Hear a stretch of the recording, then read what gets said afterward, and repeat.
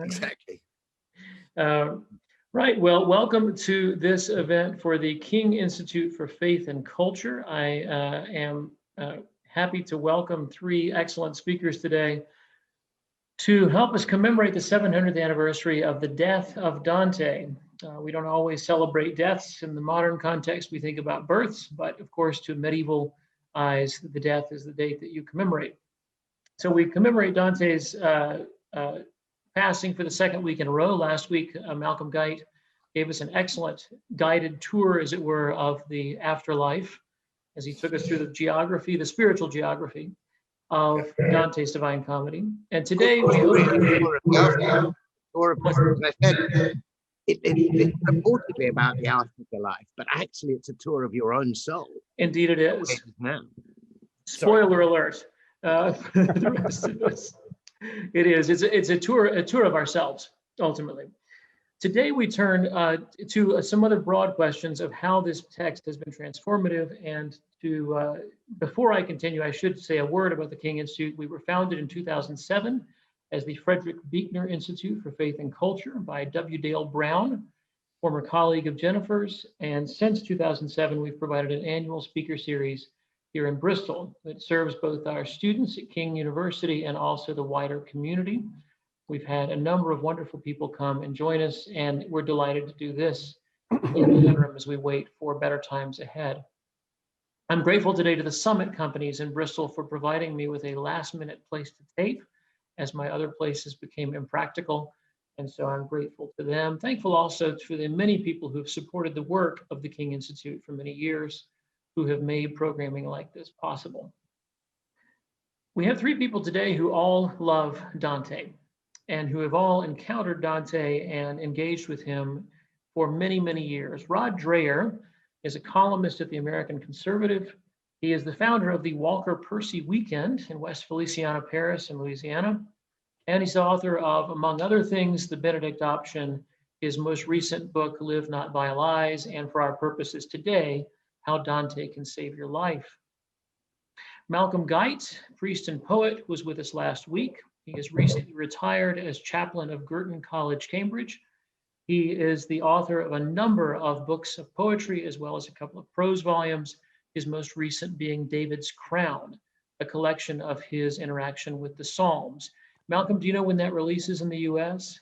I think it's out now, actually. I've just done Okay. an interview earlier on today with some people about it. It was published here on January the 30th. Okay. But I think it is now out and available on, Amazon, etc. in America, or at least various of my American friends and acquaintances have been waving copies of it at me. Okay. That's good. Jennifer Holberg is professor of English at Calvin University. She is the director of the Calvin Center for Faith and Writing, and as well as its wonderful biannual conference, the Festival of Faith and Writing, and an old friend of King and the Buechner Institute here. So we're delighted to have her as part. She also teaches a January term regularly, which I believe we'll come back to at some point, in Florence. So every January, her Facebook feed fills me with the sin of envy, and I realize that I have to engage with my own personal rings of hell not being in Florence. I'm broadcasting today from Bristol, Tennessee, which is a uniquely appointed place to talk about Dante, because we are between two of the, as far as I can tell, three towns in the United States named Dante. And as far as I know, there are only three. One is in South Dakota, where a town had been founded on the railway. The original settler, an H.T. Mayo, was going to have the town named for him. The townspeople objected, and his response was, "You can name it for Dante's Inferno for all I care." And so H.T. pulled out, and that's Dante, South Dakota. Closer at home, though, within about 2 hours of where I'm sitting, are the two other towns called Dante. One is in Virginia, one is in Tennessee. Depressingly, they're not named for the poet. As far as I can tell, they're both named, or at least one of them is named for a William Joseph Dante, who was a friend of the founder of one of the towns. But they do have marvelous pronunciations. Near my hometown of Knoxville is Dante, Tennessee, and in Southwest Virginia, a town that is apparently pronounced two ways. You can either go with Chaucer and call it Dant, or my personal favorite, Daint. And so we have three bless their hearts. Mm-hmm. So today we're going to talk about Dante wedged between dainty, daint, or dant. And Yeah. it's a good place to be. Yeah. Dante's Divine Comedy is a book that has affected all of us deeply in many ways. But the word, as we prepared for this, that came out a number of times was the word transformation. As Dante is telling us a story about transformation, he is calling us to our own personal transformation. As Malcolm pointed out last week, the geography of hell, purgatory, and heaven is the geography of ourselves. And this is not a book that is speculations on the afterlife. This is a book of the real grappling with ourselves, to which he is calling us. It's a story that transforms its readers in a number of ways, and each of our guests today has encountered that transformation through creative products, through poetry, through teaching and travel, and through personal memoir. So for today's conversation, I want to start us on that theme of transformation, and then we'll move on to some other questions as well. Last week, we talked a lot about the location of transformation, what we might call a spiritual geography or a geography of the soul is what Dante is traveling through as he goes through his journey. It's also a story that is not only located in that fantastic place, but also located in its structure. The tight structure of Terza Rima also is what contains this beautiful piece. So I'm curious to start us with to ask, for Dante and for you, how does that location and that structure help with the process of transformation?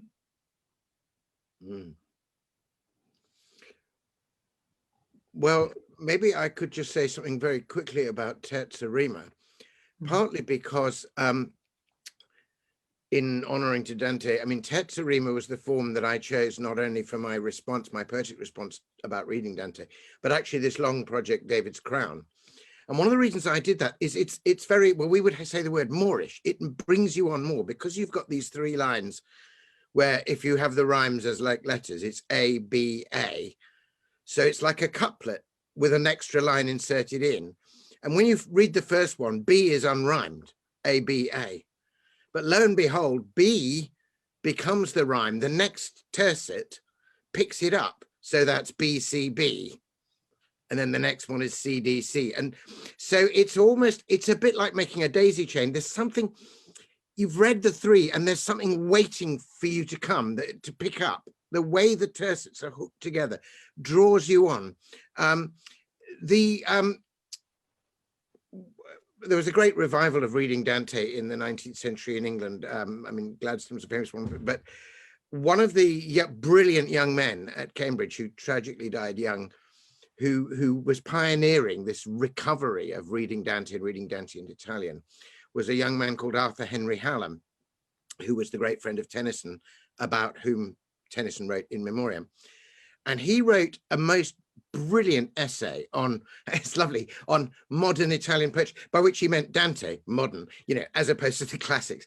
And his reflection on Dante leads him to a brilliant account of rhyme itself. And he says this, he says, all rhyme is a parley between memory and hope.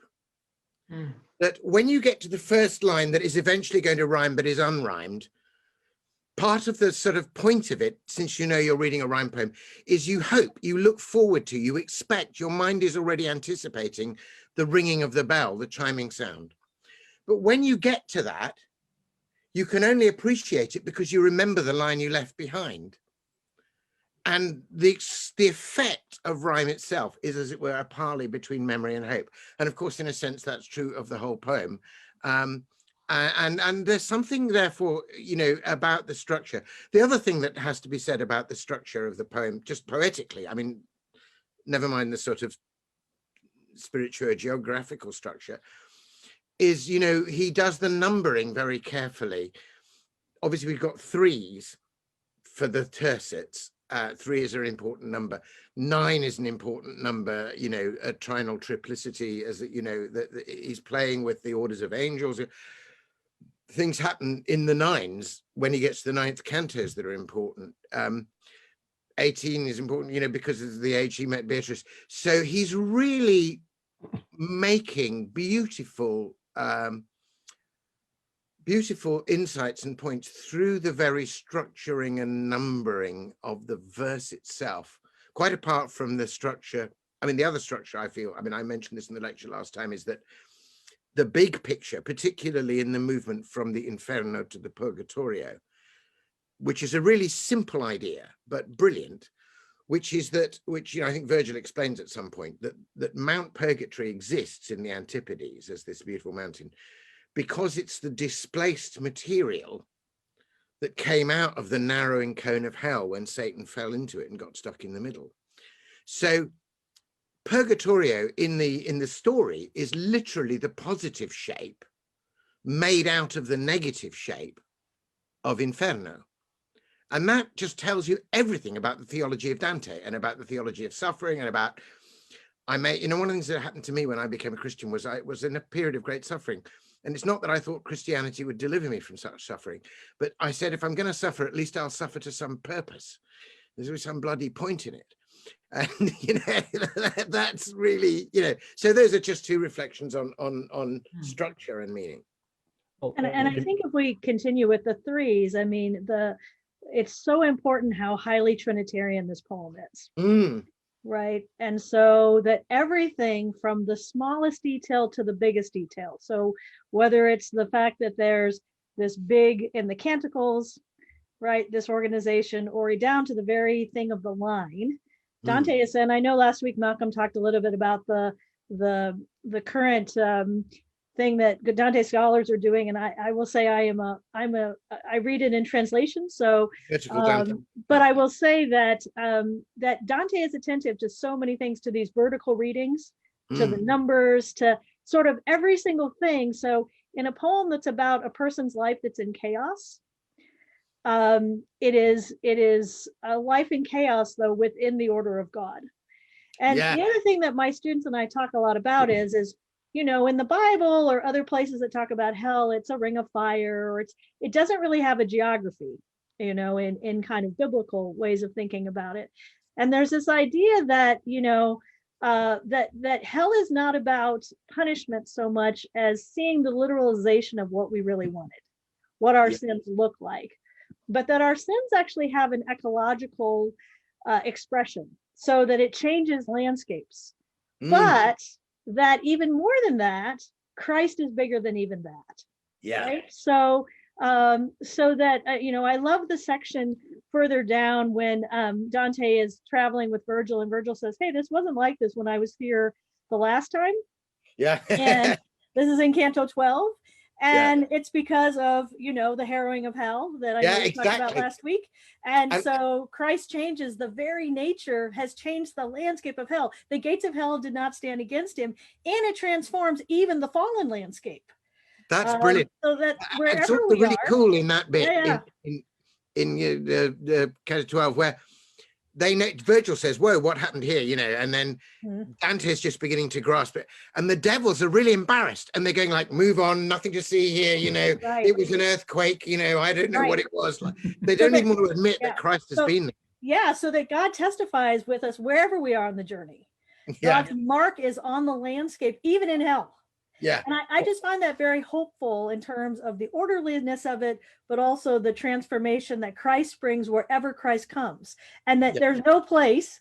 And obviously I'm a Reformed person, right? So every square inch, but every place God affects. And I think then the counter to that is in Paradiso, where one of my favorite parts is when he's very worried, and my students are always very worried too about, well, it doesn't seem fair that some people get to be one place and some, right? And even in heaven, poor Picarda, who really didn't do anything wrong, she broke her vow, but she, there were a lot of reasons. And, Dante says to her, don't you want to be higher? Don't you want to be higher? And she says the famous one of my, if I ever get a tattoo, this might be the thing I get, which is, in his will is our peace. The place God puts me, when I come to terms with that, and I understand that God is everywhere, that there's nowhere that I can be closer to God. God is everywhere, and therefore God is near to me.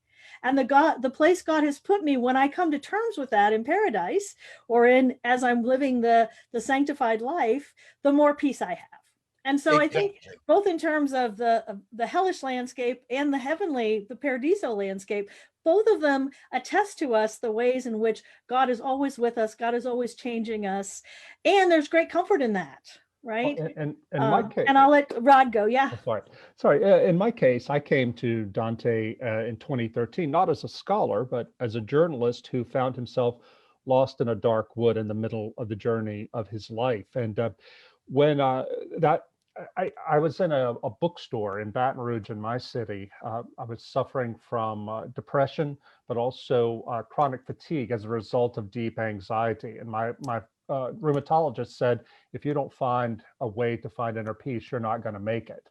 So I was in a bookstore and there was Dante on the top shelf. And I thought, well, I've never read him and I'm probably too old for that. I won't understand it, but I pulled it down anyway, read the opening lines. In the middle of the journey of our life, I came to myself in a dark wood, for I'd lost the straight path. And it hit me like a bolt of lightning. That is me.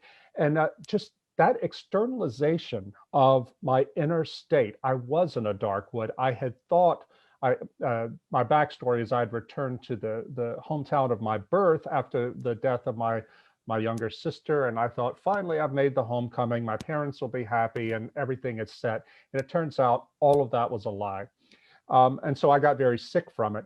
Well, but starting out in the dark wood, that was the hook that Dante, the poet, set in me to draw me in, because in just a few lines of poetry, he encapsulated what I was going through. And I thought, maybe this man knows something that I don't. And so I began to read Dante, not as a scholar or as even an aesthete trying to enjoy beautiful poetry, but as a man desperate to be delivered from the situation that he's in.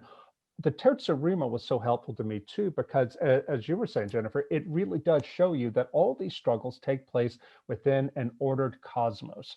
And this goes back to, not only did it give me hope, I should say, that, that this is going somewhere, we're getting somewhere, there's order here, even in the chaos, as there is in reality.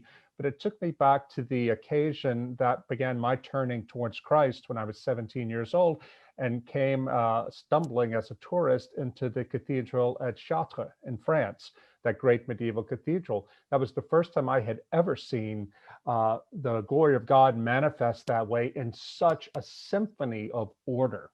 And I came to, as I went through the Commedia, it brought me back to Chartres and the thing that eventually, that drew me into relationship with Christ. This extraordinary manifestation of God's grace in the created order. That's beautiful, Rod. This order thing, I think this is so important, because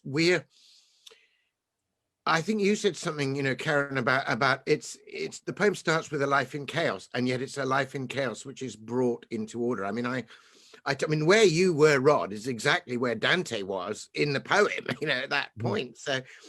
And I think one of the things that's essential is, I mean, this is where Augustine is very helpful as well, when he talks about everything in terms of love, but the difficulty is that we have disordered love. And the whole of the Purgatorio is, of course, about the reordering of love.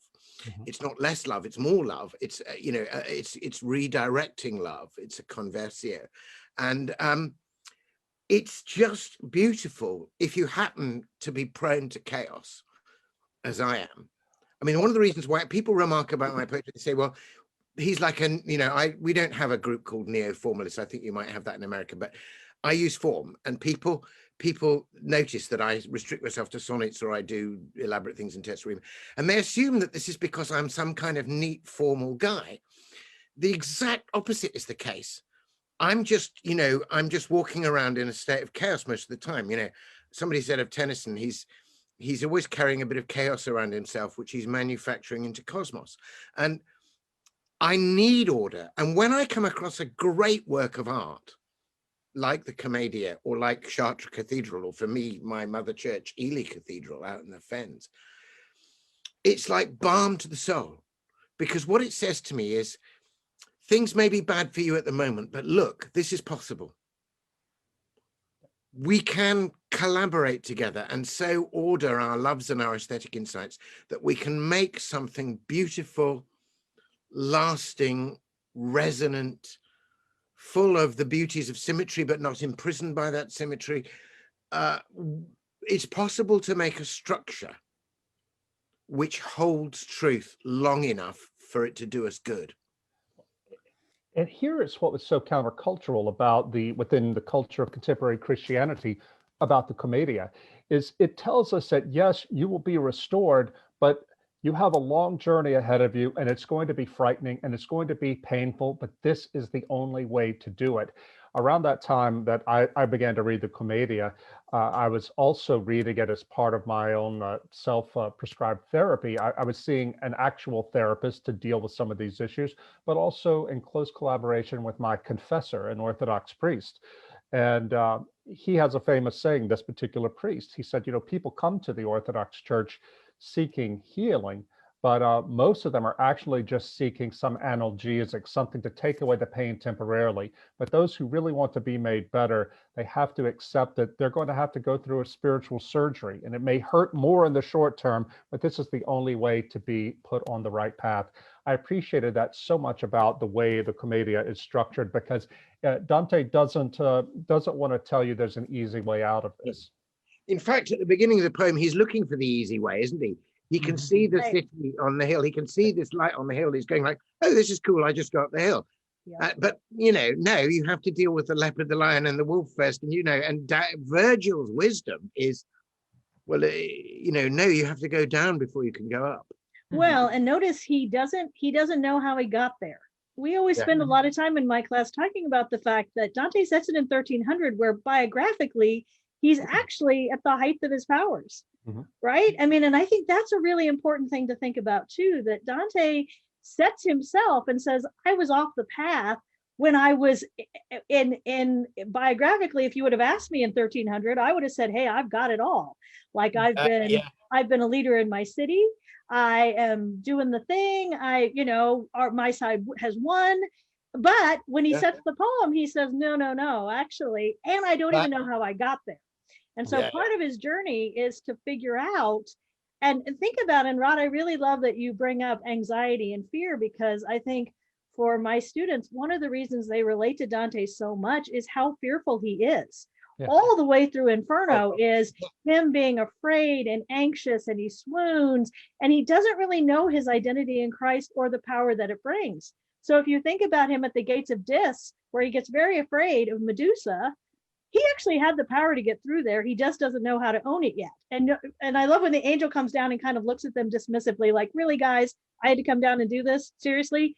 And by the end, he's climbing Satan with impunity, right? Yeah, and I always point out to students, like, Satan doesn't even shake him off. Like, that's how much power Satan doesn't have. But Dante has to get through understanding all of the different ways in which what is sin's actual consequence, and how am I participating in that? Think about that line when he gets pulled into that conversation down in the Bolgias, and instead of saying that they're bad for arguing, notice Virgil says to him, the wish to hear such things is, it is not to your credit. In other words, you need to continue to have the right attitude towards sin and the right attitudes towards your love, so that in the Purgatorio, that wonderful thing when he's finally moved through all the steps and he's thought about penance and he's done the liturgical kind of participation, there's that fabulous line as he walks up the steps, and it says, this is in Canto 9, which is important, right? Because it's the 3 times 3. But he says, and then I saw myself as I was. But that's the journey up to there, is to figure out, what do I really look like? And how can I acknowledge what I really look like, including my anxiety, my fear, all of that. And then the other thing I'll say, just to give a little shout out to Beatrice, notice though we start in Inferno 2 with Virgil saying to Beatrice, like, well, weren't you scared to come down here? Weren't you scared to come down to hell? And she has this great line. She says, a man must stand in fear of just those things that truly have the power to do us harm, of nothing else. for nothing else is fearsome. And so for the mature Christian, Beatrice, she's giving us a little preview of where our life is trying to go to, where we're trying to, where do we need to be fearful and where do we not? It's great that you're referring to Beatrice as the mature Christian there. That's great, because one of the many paradoxes of the poem is that, in a sense, because she died, quite young, this young girl is much more mature than the middle-aged man. And that's not always true, though. Youth and age, and it's about no, I agree. The other thing I think which is really great about, just in terms of the drama of the story, simply as a story, is the development of transformation of Dante as a character, Dante the Pilgrim. Right. And right at the beginning, he is scared. I mean, he's kind of clinging to Virgil's skirts, as it were, and he externalizes kind of power and authority and maturity, and you can fix this, into Virgil. And then you see gradually, particularly in the Purgatorio, at that moment when he sees himself, he gets a little bit more assurance until you get to that glorious moment, which I think at the psychological level is a real key to the poem. When Virgil has done what he needs to do, Virgil, if you like, as spiritual director, or confessor, Virgil as therapist, really. Virgil says to Dante, almost the last words he says before he steps off the scene, as all good therapists should. No therapist should create a dependence. So he says to Dante, I mean, in Carey's translation, I crown and mitre thee over thyself. So the two figures, the two deepest emblems of external authority, the crown for external secular authority and the mitre for external religious authority, they're necessary. If we're going to get through hell and deal with a bit of purgatory, we actually need proper authority, and we need to be obedient to it. But the aim of authority is actually that the law that was written on tables of stone should be written in our hearts. And that's what Purgatorio is all about, is, and after that, Dante can do no wrong, literally. Well, what's so great about what you just said about authority, Malcolm, is that's why Beatrice didn't come to Dante. Virgil came to Dante, because in his weakened state, Virgil was the sort of authority that he was capable of listening to. Had Beatrice come herself, because his own inner disorder that led him to this dark wood was tied into his having made an idol of Beatrice, he wouldn't have known what to do. In order to be rightly ordered, Dante had to have like the milky bread, I guess, of Beatrice before he of Virgil before he could move on and take in solid food. And I think what's so interesting about the journey through the Inferno is how much everything touches back to Dante's relationship to the father. We know that the poet Dante Alighieri we don't know much about his father. He must not have had much of a relationship with him, but he does have these father figures who keep turning up. Virgil is a father figure. The Pope Boniface is like the dark father, the Darth Vader of this poem, you might say. Yeah. But for me, in my reading of it, my own dark wood came because of the disordered sense of love I had with my own earthly father. And as I went through the different characters that the Pilgrim Dante encounters, Farinata, first of all, I saw myself and my dad arguing, my own proud father. And then when we get to Brunetto Latini, his mentor, another father figure who is a corrupting figure, Dante loves him because Brunetto has given him good things, but Brunetto also has twisted that love and turned it into self-adoration. And also when we get to Piero della Vigna, who has made a false father of the Holy Roman Emperor and therefore ended up committing suicide, all of these things went into my own self-assessment and made me come to my priest at long last and say, Father, I have to confess, I've been an idol worshiper. He said, what are you talking about? I said, I have worshiped family and place as my hidden idols, and my father, who is the incarnation of the importance of family, tradition, and place. And I put that in the place of Almighty God. And I had misunderstood all these years. I thought I knew God loved me, but I didn't think he approved of me because I had tricked myself into thinking that God the Father has the same attitude as my earthly father. Once I took that to confession and laid it at the foot of the cross, that's when things began to open up for me and my own inner transformation through Dante, God using Dante, and also the priest and the sacraments of confession and so on began to take place. But I could not have accepted this authority from a self-help book or from a therapist alone. I have all these defenses built up, but me being the snob that I am, if Dante says it, then I can believe it. Yeah, that's great. And Dante's so real about it, right? I mean, the fact that he is weak, I think is really interesting. The class I teach in the semester is called Epic Journeys. And so we do Gilgamesh, we do the Odyssey, we do the Aeneid, and you have a very different kind of epic hero who is a battler or who is a wily, right? If you compare Odysseus and Aeneas, right? I mean, those are very different kinds of models. Here we have somebody who's lost, who is weak, who is swoony, who doesn't know what he's doing. And I think that's such a profound thing too, to sort of think about the kind of weakness he exhibits that is ultimately his strength and his humility, but which he doesn't totally have, because one of the things that he's done wrong is which he then has to confess to Beatrice later, is he didn't use his gifts correctly. So we start way back in Inferno and he's like, hey, I'm one of the best 6 poets ever. Yeah, I'm pretty amazing. Then we have, we have him get a little bit upset when he realizes that, Paolo and Francesco, Francesca fell because they were reading a book. That's curious. People who write books have some responsibility, right? And that and all the way up till finally in Paradiso, the very end is him saying again and again and again, my language is failing, my language is failing, my language is failing, until finally he's beyond language. And that transformation too, from someone who's really living into what's his God-given identity as a poet, what is he really there to use his gifts for? I think that's profound too. I think that's really interesting that you set in your class, that you set this book in the context of the epic hero journey, and Dante as a kind of counter to a sort of radical revision of the epic hero. Right. One of the things that I think is interesting about the book, it's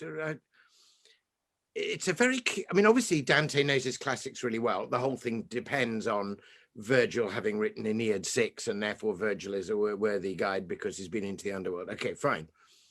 So Dante knows his classics, but it's a very curious thing that the one you would have thought blindingly obvious classical myth to which Dante could have alluded, which is completely omitted and never mentioned in the entire Commedia, is the story of Orpheus and Eurydice, and Orpheus descending to rescue, his beloved Eurydice. And one of the reasons why I think that's the case is that Dante expects us at some point to realize that, in fact, in his case, the roles are reversed. It's Beatrice who descends into hell and gets the wheels in motion when she recruits Virgil to make this whole thing happen. And actually, Dante is not the epic hero going down to fix stuff up. He is, in fact, like the lost Eurydice, except the roles are reversed. Yep. He needs the rescue. And in this case, it's the girl who comes down. It's the strong, brilliant, theologically acute girl who kind of comes down and rescues the screwed up guy, which actually may be truer to life, to be frank, than the original Orpheus story. But there you go. As we talk about transformation in the poem, one of the things that moved me the most was when Dante enters Paradiso, how he cannot, it's a movement towards seeing. He cannot take in the purity of the light until he continues on his ordered journey. Because if he went, it says in one of the cantos, if he went too fast, too far, he would be annihilated by the light. And I think that this, for me growing as a Christian, especially in Orthodoxy, they emphasize strongly how the Christian life is that sort of journey, and that if you journey well, if you continue to pray and to repent, you will begin to see things more clearly. And in fact, the book I'm thinking about writing now is about learning how to regain, how we Christians in the West may learn how to regain our sight to see God everywhere present and filling all things. And I fall back on Dante, but his regaining the sight, it was a matter of work. Yeah. I mean, God's grace was there, but he had to overcome his repent of his own sin in order to be able to receive it. Well, and I think part of the interesting story of transformation too, and I teach at a Christian university, so many of my students are thinking about their own journey, but also worrying about perhaps if they're, depending on the tradition they're coming out of, that they're wanting to ask questions now that they're college students. And what I find so lovely about the transformation that Dante takes is the closer he gets to God, the more questions he gets to ask. Right? Yeah. So once he figures out in Inferno, what is the right attitude? What is our right attitude towards sin? And once he figures out, how do I live in a worshiping community, a liturgical community that together we're working towards sanctification, that the closer I get to God, the more questions I get to ask with all the elect, right? Yeah. And that no question is out of bounds. He has all kinds of questions in there. You know, what about the law? I mean, every single question that people have, basically, you can trace out in Paradiso, right? But what about the person in India who never hears? Or what about justice? Or what about love? And some of them get answered and some of them don't. But the fact that he's asking them in paradise, I think, is always amazing. Right? You might think, oh, that's because you're fallen. Like, we don't know yet, or that's a sign of you not being faithful. In fact, the more faithful he becomes, the more questions he asks. That's good. I really like that sense of course, the growing light in the Paradiso, and you can't go too fast, and gradually being acclimatized to it. I think Rod's very right about that. You know, one of the interesting things you can do is see how Dante plays out in the lives and creative writings of people that you know have drunk deep from the stream of Dante. And one of those people, of course, is C.S. Lewis. He used to read Dante regularly.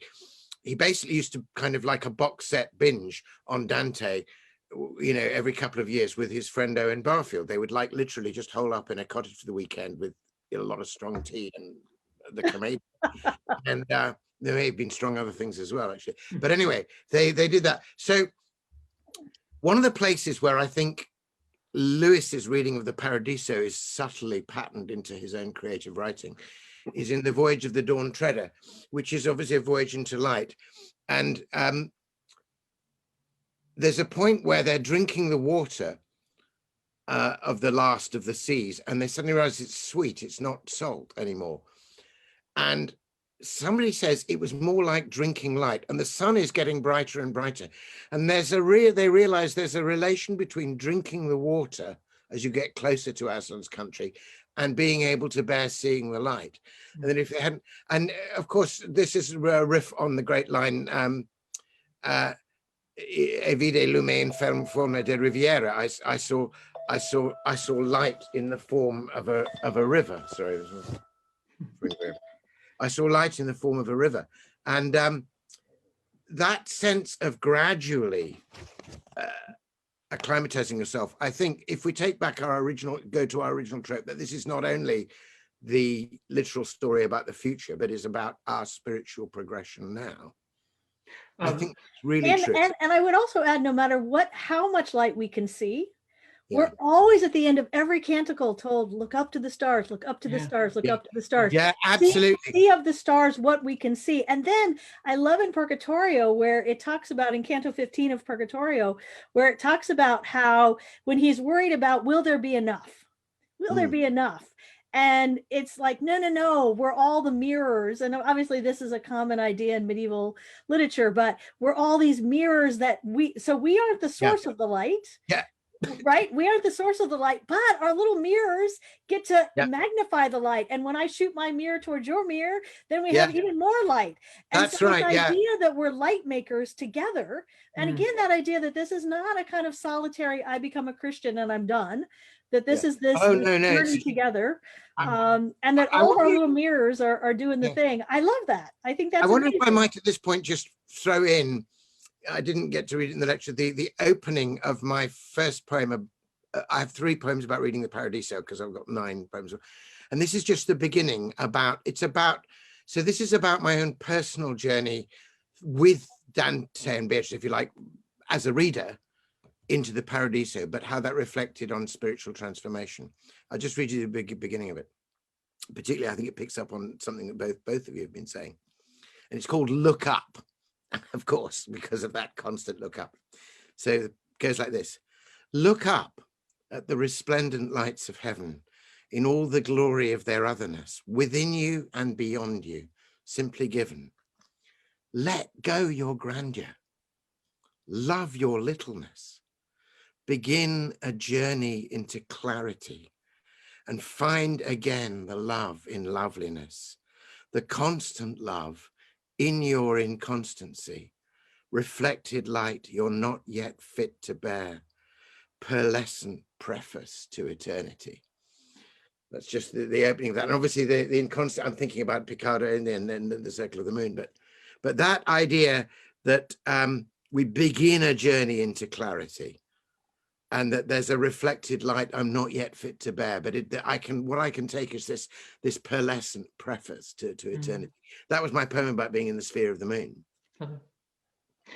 Barbara Reynolds, in the introduction to volume 3, which Dorothy Sayers had of course died, and she writes the introduction. She starts with, "It has been said that the joys of heaven would be for most of us in our present condition acquired taste. In a sense, Dante's Paradise is a story about the acquisition of that taste. A sense of moving towards something that you get better and better at." I would like to bring in one comment from a listener, which I thought was apt as we move on from, you've already actually gone into my second point wonderfully, which is good. But Josh Reed, who's a friend who teaches at East Tennessee State, who gets his official shout out here, points out that by the time he gets out of hell and he looks back, what he sees is the comical sight of the legs of Satan. Yeah. And so we've come so far that we've gone from fear to this sort of ridiculousness at the other end, which is in contrast to Eurydice, where Orpheus looks back and it's terrible. Dante looks back and this is fine. Now I see how ultimately banal this was the whole time. Well, and I think the whole poem is about don't make assumptions. Yeah. I mean, how many times through the whole poem does he say to someone in whatever canticle, well, what are you doing here? Right? I assumed you'd be blah, blah, blah. Like, I didn't think you'd be, and there's that one of my favorite parts is Manfred in Purgatorio. And he's like, hey, you were literally kicked out of the church twice. What are you doing here? Right. and when I've asked students on the final exam, I often say to them, what's the line you want to take away with you? And my students increasingly come to this line, which is, the church's curse is not the final word. For everlasting love may still return if hope reveals the slightest hint of green.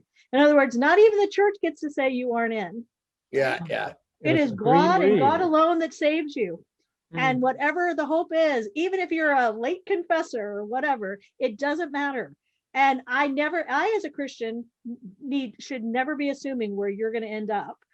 My job is to companion you, to journey with you, but it is up to God where you end up. And I'm going to be surprised, as Dante increasingly is all the way up. But I love Manfred, like, hey, don't judge.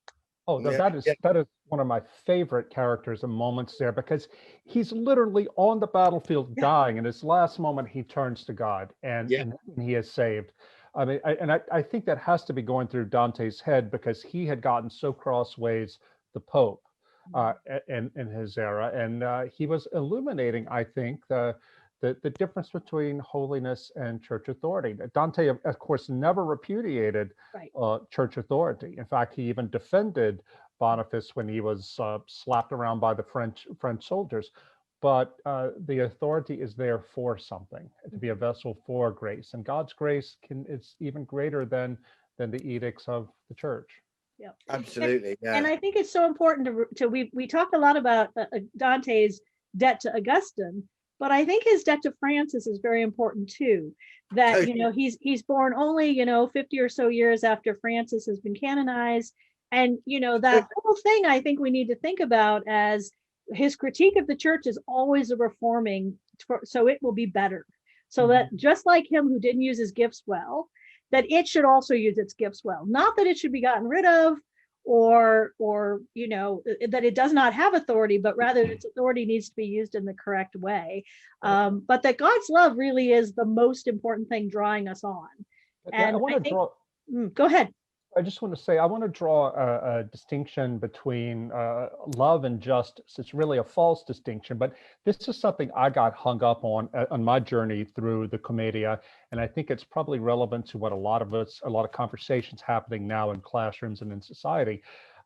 Very quickly, in my own situation, I wanted my father to love me, my earthly father, to love me in a certain way, a way that he, for reasons of his own brokenness, wasn't capable of doing. But in confession, I would always go during this period to confess to my priest that I was angry. And I was angry at my dad for not receiving my love and reflecting it back to me as I desired. And my priest kept reminding me, but you have to love him anyway, because this is what Christ does for us. We don't love love God with perfect love, but he loves us anyway. So not wanting to do this, but doing it strictly out of obedience to my rightful spiritual authority, my priest, I continued to show up for my father. Don't you know that as my father began to die in 2015, he was very old and was dying, I happened to be there for the day he apologized to me for the way he had treated me all his life. And I was so shocked, and I realized that if you had told me before I moved back to Louisiana in 2011 that I was going to go through all this terrible stuff with my family, I never would have moved back. I would have avoided it.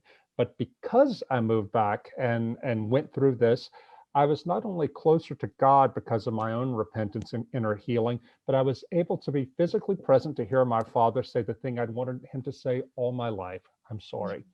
And I ended up being able in the next few months to accompany my father at his bedside for his death. I held his hand when he breathed his last. He was in home hospice care, and I didn't cry at all. I couldn't figure out, why am I not crying? Why does this feel so right, so harmonious?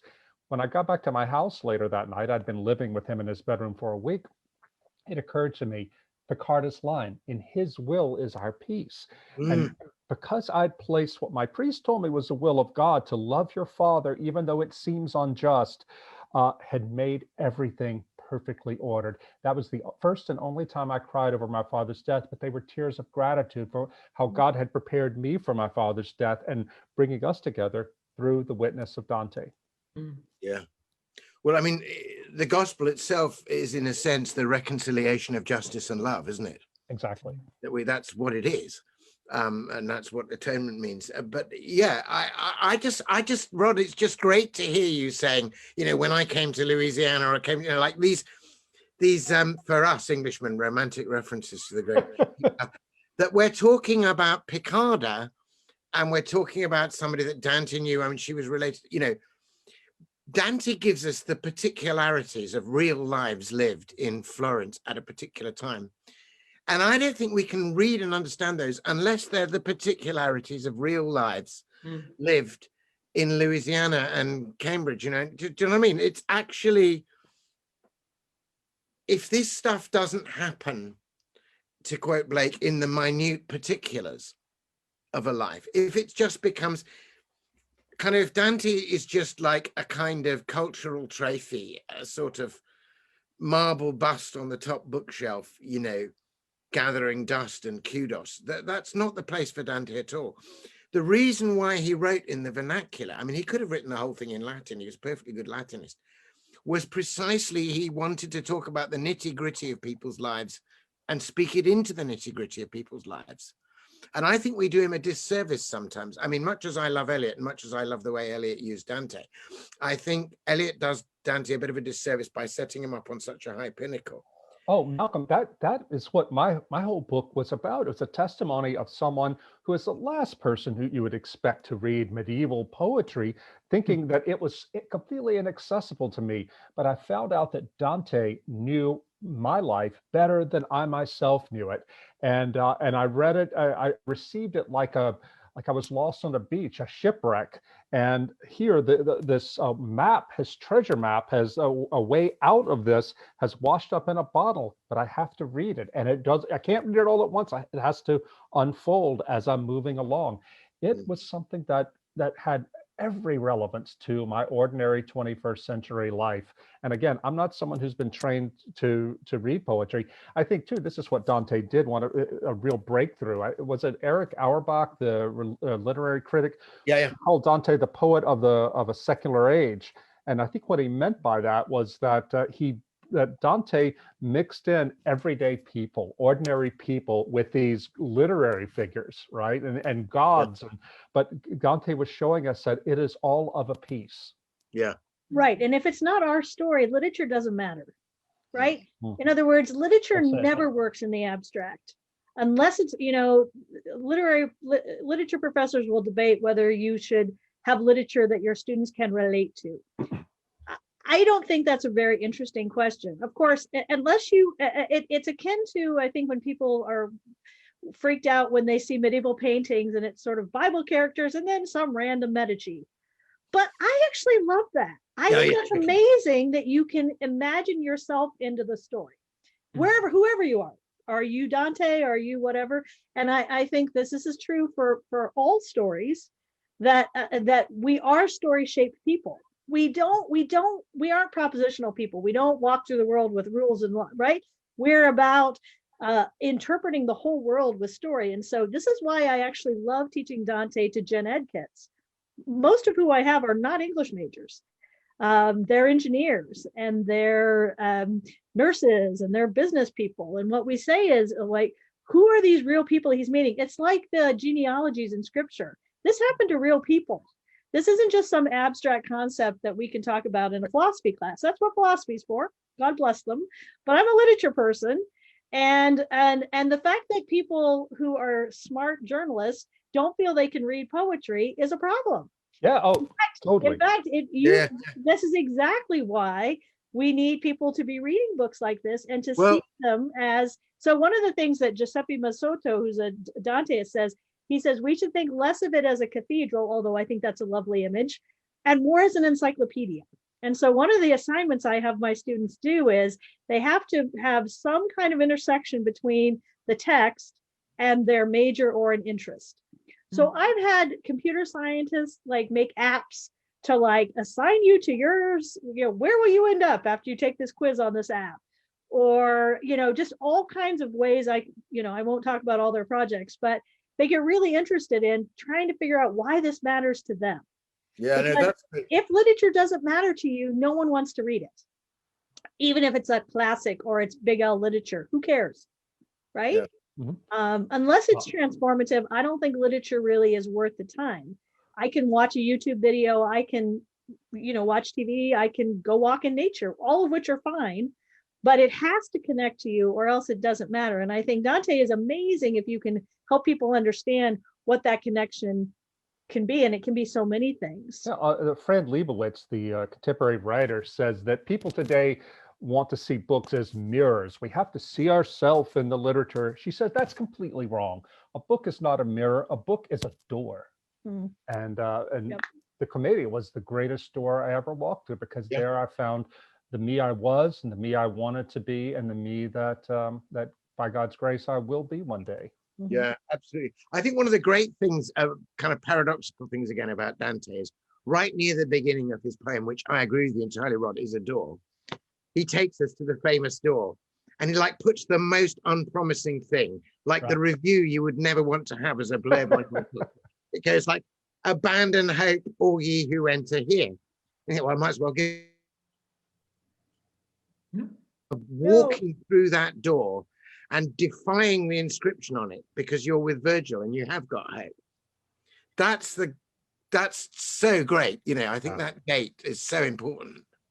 Especially because it's a gate, it's not the ending. Like it has a door on the other side too. The gate, exactly.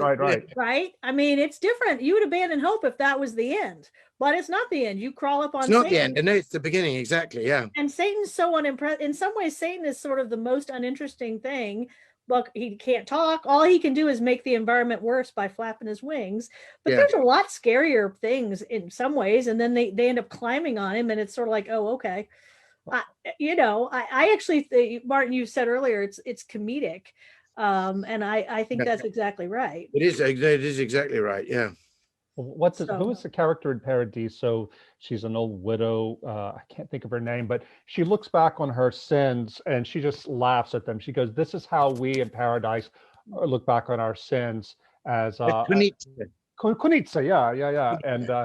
And but you can only look back and laugh at them when you're clear of them, you know.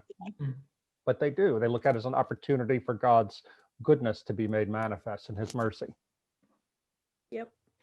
Let me mention that if anybody wants to send in a question, we still have some time here. So if you have a question for the panelists, feel free to send that in. I do have one now. The question is, how is it, since most of us watching this are probably watching it because we're already interested in Dante, apart, I hope, from 4 of my students who are watching it because they're compelled to, how can we be an influence on the engineers and business people and nurses and journalists of our life to see the value in these and overcome the intimidation? There's a lot of footnotes. So how do we make that invitation? Well, I mean, I think there's different ways to read it. Obviously, the 3 of us have read it many, many times, and but every time I read it at a different, I don't want to say level, but I notice different things. So I just don't expect them the first time through to notice every little thing. We do read the whole thing. I think it's really unfortunate when you only do a third of it and you don't.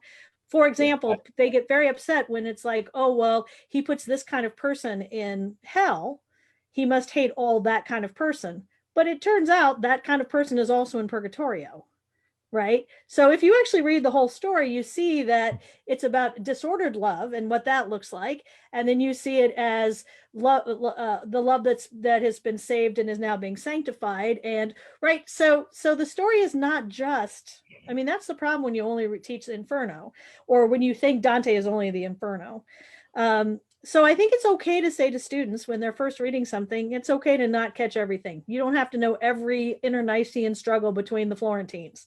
Like, I tell you about it, but this is not the most important thing. I ask you to sort of follow through. We look at the character of Dante, right? So there's ways to not be intimidated by it. I also think this stuff was not in, and Malcolm already brought up the fact that he wrote it in the vernacular for a reason. I think when we start getting this sense of the classics, and only certain people can read the classics, and you didn't get the magic decoder ring, this is for you. You're a smart person. You know about stories.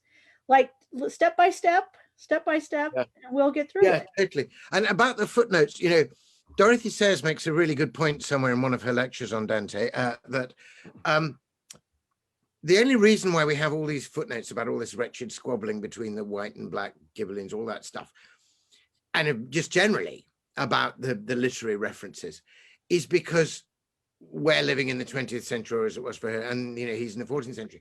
But he said it would be totally the other way around. If you took any modern novel, like a real bestseller modern novel, or just a video of it, like just a comedy video, and you showed it to Dante, he would say, "What is this internet of which you speak?" And then, then there'd have to be a whole long note about the development of the internet. Like just the word Facebook would require 5 or 6 learned footnotes. So a lot of the stuff we're footnoting for the scholars is not like, oh, super high intellectual stuff. Yeah. It's just like stuff that everybody would have known if they happened to have been walking around Florence with Dante. And to be honest, a lot of it you can jettison, like you really don't need it. You just need to go into the narrative. I mean, there's been this experiment, I don't know what you guys think about it, Clive James, where because he felt the footnotes are a distraction, he tried in his new translation, which is bizarrely in quatrains, to like incorporate the footnote material, the explicatory stuff, into the poetry. I mean, I don't think it's successful, but I entirely applaud the idea. Mm-hmm. I think the idea of trying to restore to people a poem that just goes rattling on, mm-hmm. and you want to turn the pages rather than looking down at the specially different type at the bottom. I can see the point of that. Mm-hmm. But in a way, I think Dorothy Sayers did that the way she translated it. I think that really jogs along quite well. Well, for me, I mean, I would say read my book. It's the book about the average guy who stumbles into the commedia. But in all seriousness, I think that one thing that people mustn't do is allow themselves to become discouraged if they happen upon a translation that doesn't speak to them, because there are all kinds of translations out there. And it took me buying 3 or 4 different translations, because I couldn't just look at it, I had to buy it, before I found one that fit for me. And that was the Hollander translation, but its notes were overwhelming. They're scholarly notes. I generally tell people that I think a good combination of good notes, accessible notes, and an accessible translation are Anthony Esselin's or Mark Moose's. But there are plenty out there, and people should read around before you get discouraged and say, oh, I can't possibly read this. You actually can, and there's some very good translations. Yeah, Robin Kirkpatrick is great. I actually now, although I kind of cut my teeth on the, well, I actually started with the earlier, the F.H. Carey one, but then I was enchanted by Dorothy Sayers one. I now think the notes and the prefaces are the best thing in the Dorothy Sayers. So I keep that for the notes.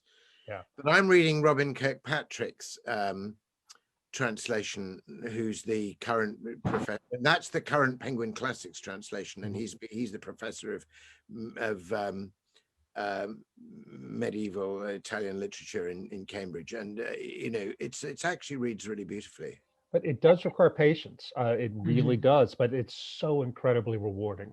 And I think that's part of it, though, is reading at a speed, right? It's just that you don't have to, in a class, I mean, even I've tried to slow it down a little bit, such that you aren't having to, you don't have to read the whole Inferno in one sitting. You really shouldn't. It's okay to read it slowly.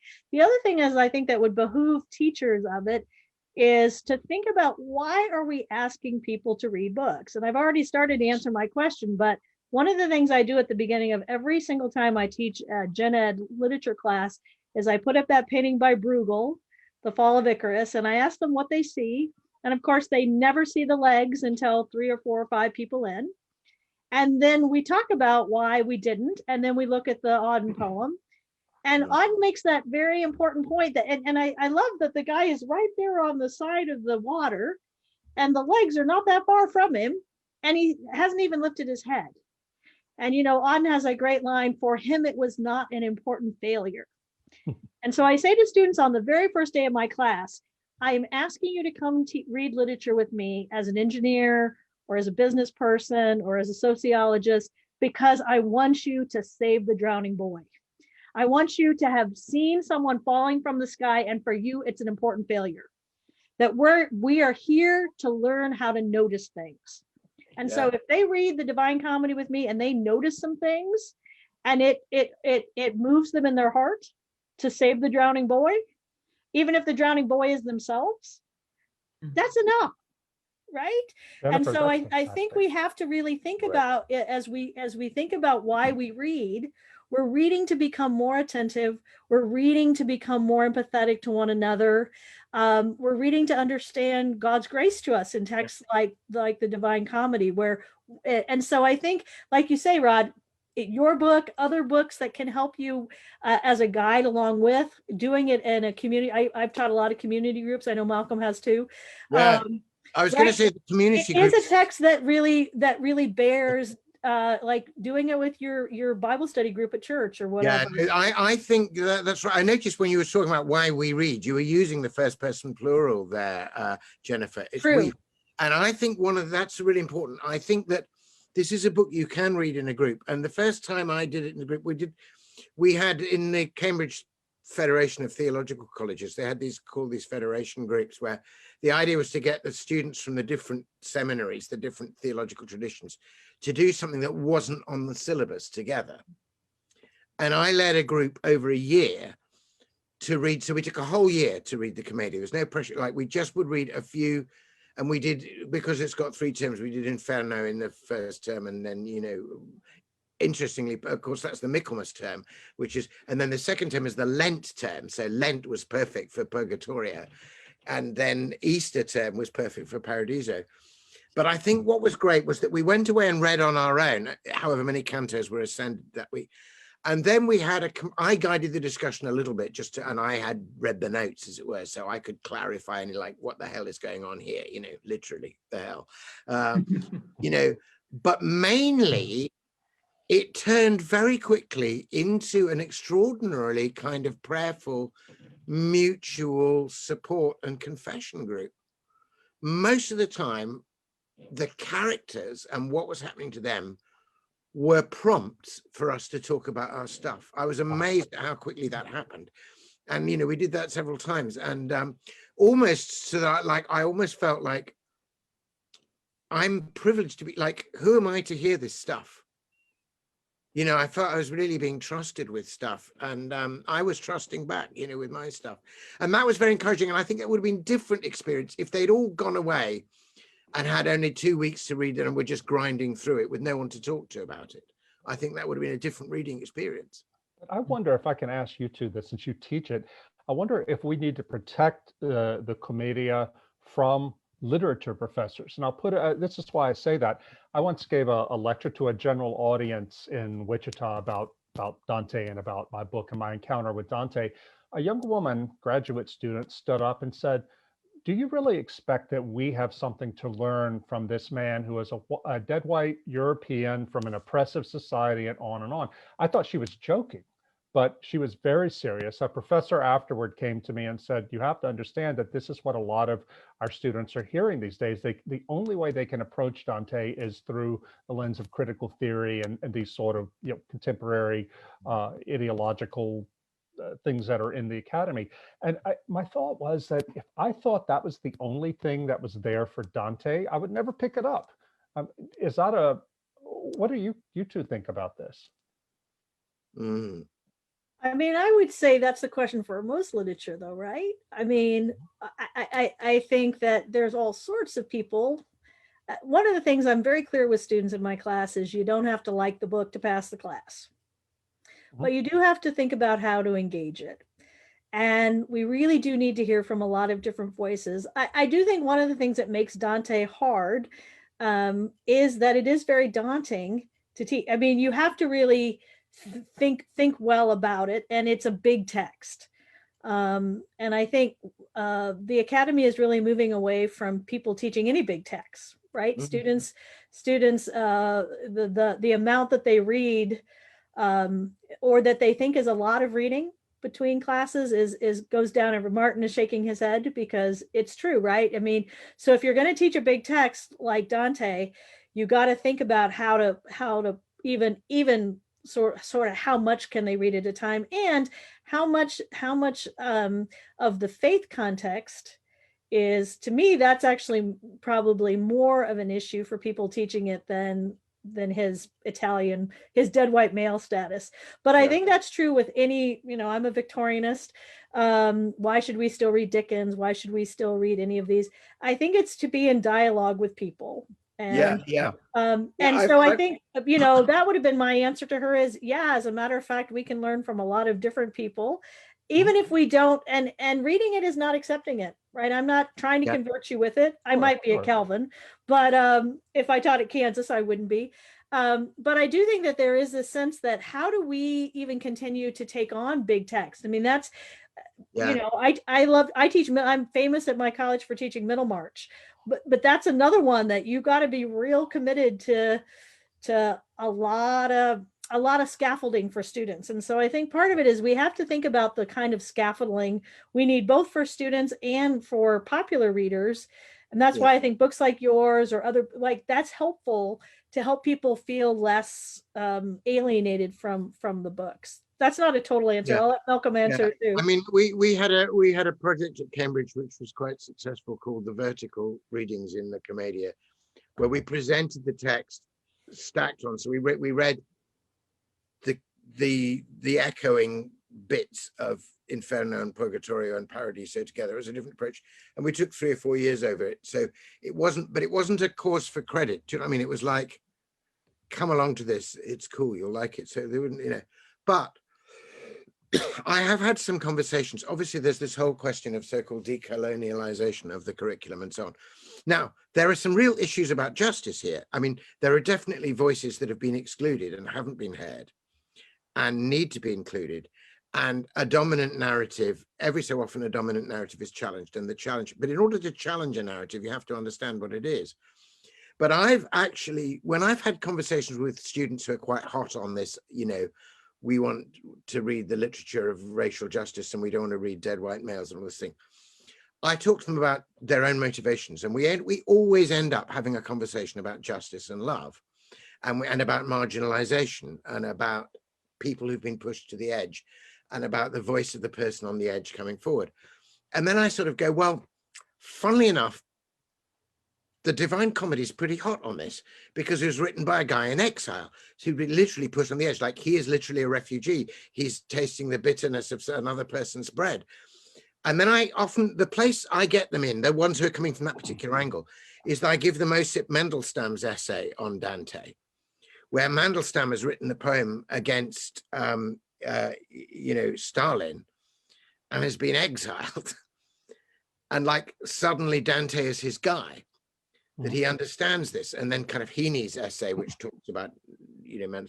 So I begin to say, first of all, there are different perspectives. Secondly, you know, the whole question of justice and the excluded, and the unexpectedness of who shows up in Purgatorio and who shows up in Paradiso, and the very fact that the person that, you know, in theory Dante's hierarchy would have most had to, like a pagan poet, turns out to be the chief guy that you learn from, and the fact that a woman is Dante's main teacher. So I just say, just before you say this is another dead white icon of the patriarchy, just at least let me tell you what's going down here, because you might find that and then when I finally persuaded people to read a bit of it with me, one of the things I then do is to say, look, let's deal, you know, if we're going to look at the liars and the fraudsters and the, you know, in this circle of hell, what about the lies that have been told about British history? What about the whitewashing of the British Empire? What about things that haven't been said about the injustices of, say, like, where would Dante put them? You know, what would Dante do here? And suddenly they realize that Dante's given them a tool to think about the very issues of justice that originally motivated them to say they shouldn't read Dante. So that's another way around. Oh, and do you know, in the 19th century in America, I discovered that abolitionists fighting slavery took up Dante as their guy, you know, because they saw the struggle of the slaves for freedom, and for that justice to be something that was analogous to what was happening in Dante. Yeah. And you never hear this, but it's true. There was an African-American scholar wrote a book about it a few years ago. So there's all sorts of ways to read Dante. And I guess my objection is not to the people should read him through one lens, but the idea that people would reject him because of the circumstances of his birth and his society. It's madness to me, but this is something that's apparently a thing. Yeah. This is where, too, I mentioned before, I think his Franciscan nature is also quite interesting. Yeah. His kind of reforming zeal. Yeah. And I just really encourage students to be in dialogue. Like, you don't have to agree with him, so let's come and chat. Right. And that's part of what at a liberal arts college, anyway, we're trying to encourage is critical thinking skills. And I'm not just asking you to take wholesale, even though I love him. You know, I always say to students, I usually pick stuff because I like it. But again, you don't have to like it to pass. What I want to see you is engaging with it and thinking it through and offering critique if you'd like. I also think, though, a lot of times people feel very intimidated by literature because they don't feel it's too long, it's too hard. Maybe they didn't, you know, someone told them in high school that a flower was really Jesus and they don't really know because that doesn't make any sense, right? And I always tell them at the beginning of class, you know, every poem is probably about sex, death, or Jesus. Guess that, and you'll be fine. And if it's a really great poem, it's usually all three. Exactly. But right, just trying to help people, whether that's in like I teach a lot of classes for community groups, and part of my goal is to make people feel, and I hate to use this word, but empowered to really think of these as just stories. That's really what it is. It's a well-written, it's beautifully written. Malcolm and I can talk a long time about like the poetic structure, but even that doesn't matter as much as the fact that it's trying to help you live a better life. That's what Dante said in his letter to Can Grande, that was what he was trying to do, to bring people from a place of suffering to bliss. Yeah.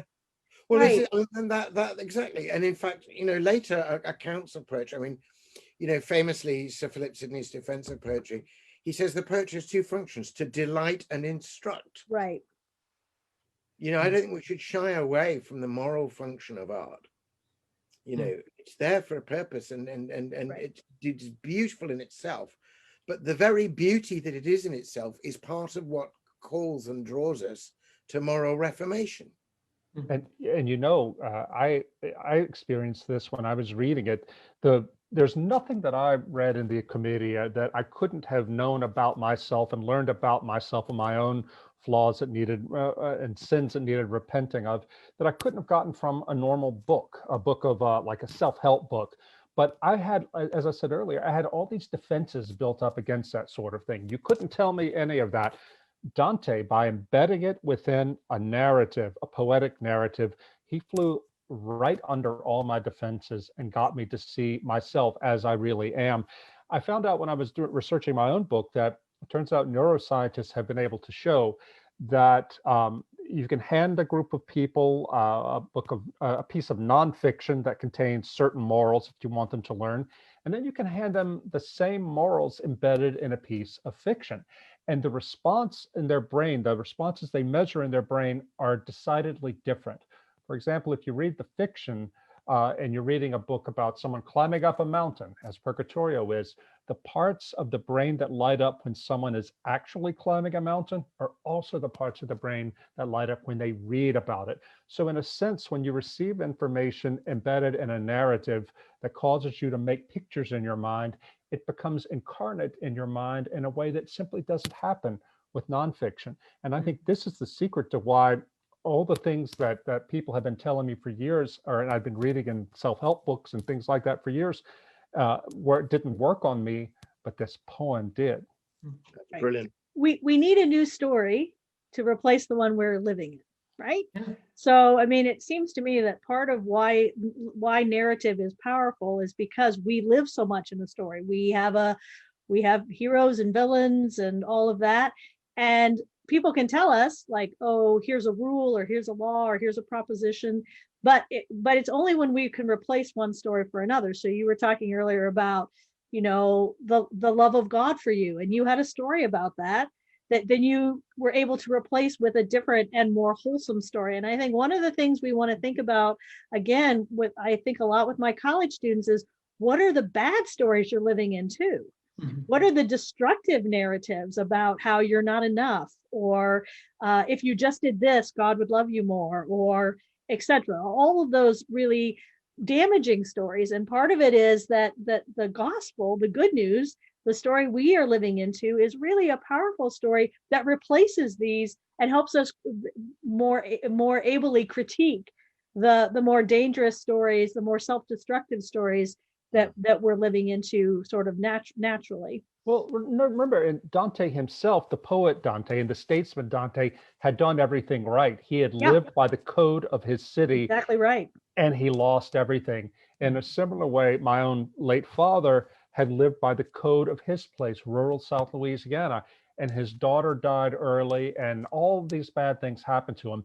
In my case, I'd done everything my father wanted. I'd succeeded in the world, but I returned home to be there with him, and it wasn't enough for him. So we were all lost because we had done the right thing and still suffered injustice. And my dad was never able to finally, until the very end, get that rightly ordered. But by the grace of God and by the gift of Dante, I was able to get on that back to the straight path. Yeah, that's powerful. And I think, again, that's why I said earlier, I think it's so telling that he sets it at when he was still successful. Yep. In that 1300, as opposed to 1302 or 1303 when he's in exile, when that would make sense. Oh, well, I was exiled and my life's a mess. No, he sets it when his life looks great, right. But it actually really isn't. And he's been living, he's been depending on other things, and he has to get right. He has to understand the consequences of what he's really, what does that look like? How does that change the environment around him? But then how can he be moving on to something so much more beautiful and loving and visionary and all of that? And he could only find it through suffering. And I think that is such a radical thing to say to the contemporary world, where, you know, if we have totalitarianism come here, it's not going to be Orwell with pain and terror, but Huxley by the manipulation of people who can't stand to suffer, can't stand it, where fear, being bored, and they being anxious and in pain. But here is Dante telling us from low 700 years ago that this is the only way to real joy is through the suffering. And paying attention to other people's stories. Exactly. Notice the whole thing for 2 cantos, really, and even well into Paradiso, is who are you? Tell me your story. Yeah. Who are you? Tell me your story, over and over and over again, because through that journey of who are you? Tell me your story, I then learn more about my own story. And I think the communitarian aspect of this idea that we are together as a church, right? Yeah. Whether it's the singing on Mount Purgatorio, where it's all of those things, it's like, yep, but we journey together with our guides, but with our fellow travelers. And every single time that we have moments of testimony, that should make my journey a little richer, a little better. Who are you? What's your story?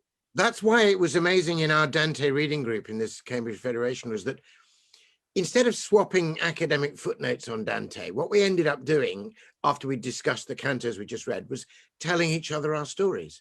It's almost as though that was the one thing we learned from Dante, was to tell each other our stories, but to see them as part of this great story of descent and ascent, and finally, you know, of return to the source of things in God. I don't know, speaking of stories, I don't know what where we are in terms of Martin, we have a few moments. I mean, we're gonna just keep on for a while. I think I would come back on the question of teaching, and we will wrap it up in a couple of moments, but I think there's a sense in which we're the medium, and so it requires me to tell the story of how this thing has changed me, to invite you into that story as well. And I think the willingness to engage personally in the way that Rod, your book has done, is a good way of inviting others in, to say, this is what this did to me. Frederick Buechner says of his time in seminary that it's not so much their material the great teachers teach as it is themselves. And I think that's what he's getting at, is the sense that I'm the welcoming person. Maybe I'm Virgil to these students, and I need to say, hey, this has been very meaningful to me. Let me tell you a little bit about how this has done something to me in my life. Now let's see what it'll do for you. It's possibly a way in. We have run almost to an hour and a half, which I'm delighted by, and I would love to keep hearing you talk, but we probably do need to wrap it up. A couple of final moments, and Malcolm, I wondered if you would finish us in a moment with the rest of Look Up. Yeah. As a way of finishing off. I have come away with a few things I've learned. One is it has never occurred to me that Our Peace and His Will from the End of Ash Wednesday by T.S. Eliot is putting Dante. Yeah.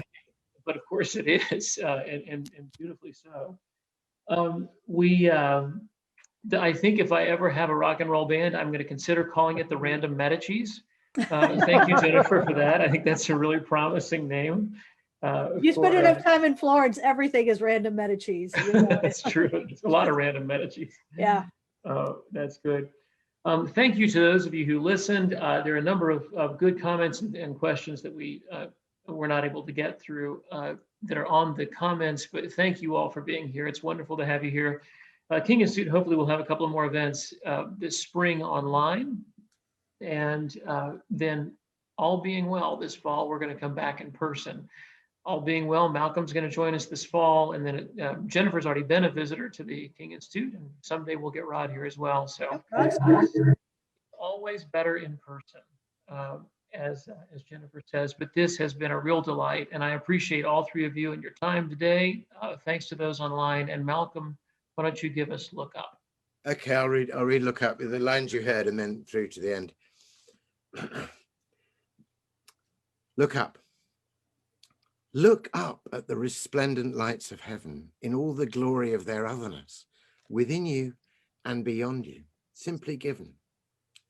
Let go your grandeur, love your littleness, begin a journey into clarity, and find again the love in loveliness, the constant love in your inconstancy, reflected light you're not yet fit to bear, pearlescent preface to eternity. She glimmers through the veils you make her wear, delights and glories in each difference, in every variation everywhere. Now, let love raise and ravish every sense, quicksilver scatterings of consciousness. She makes you myriad-minded.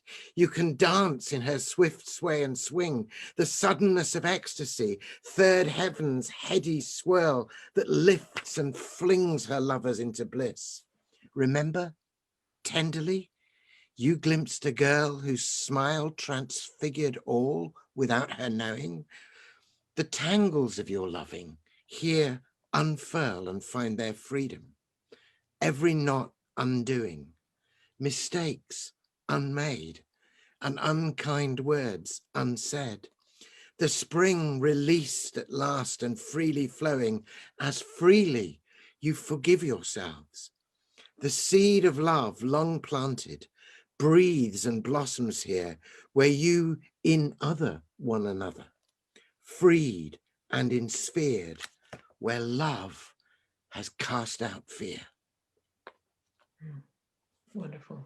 Thank you. Just by way of footnote, that was from The Singing Bowl by Malcolm Guite. And we have also been referring to How Dante Can Save Your Life by Rod Dreher. Thank you all so much for being here. It has been a delight, and I look forward to seeing you all in person at some date soon. Thank you to everybody online. Thank you. Great to meet you guys. I hope we can meet in person soon. Yeah, Malcolm, we have to have pints at the Eagle next time I'm in Cambridge. Oh, totally. Yeah, definitely. Okay. Bye-bye. Thanks, y'all. Bye, Jennifer. Bye.